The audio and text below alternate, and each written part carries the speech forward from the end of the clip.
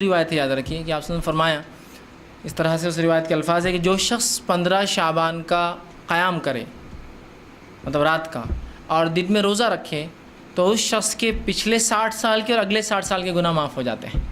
گویا ٹوٹل ملا دے تو 120 ایئرس 120 سال کے گناہ معاف ہو جاتے ہیں، پچھلے 60 اور اگلے 60. جبکہ ہم جانتے ہیں جو رسول اکرم صلی اللہ علیہ وسلم نے موقعہ روزے رکھے ہیں، رمضان کے علاوہ جو روزے آپ رکھتے تھے، ان کے فضائل میں یہ آتا ہے کہ جو عرفے کا روزہ ہے وہ ایک روزہ 2 سال کے گناہوں کا کفارہ ہے، اور 10 محرم 9-10 کا جو روزہ ہے وہ 1 سال کے گناہوں کا کفارہ ہے. مطلب ایک روزہ 2 سال کے اور 2 روزے 1 سال کے گناہ کا کفارہ، اس سے زیادہ نہیں. لیکن یہ ایک قیام اور ایک روزہ کتنے سال کا کفارہ ہے؟ 60 پچھلے 60 اگلے. مطلب اگر ایوریج لائف 60 ایئرس ہے تو 60 تو ہو گیا، اور 60 کا انہیں پہلے سے جمع کر کے رکھ لیا اسٹاک، ٹھیک.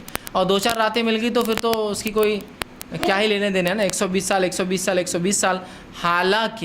حالانکہ شب قدر جو 1000 مہینوں سے افضل ہے، ان 1000 مہینوں کو اگر آپ جمع کر لیں تو 83 سال 4 مہینے ہوتے ہیں. گویا شب قدر جو سب سے افضل رات ہے، جو ثابت ہے، اس کا ثواب صرف 83 سال 4 مہینے، اور جو ثابت نہیں اس کا 120 سال. تو اب کوئی کہہ کے لے جائیں گے اوریجنل چیز کی طرف.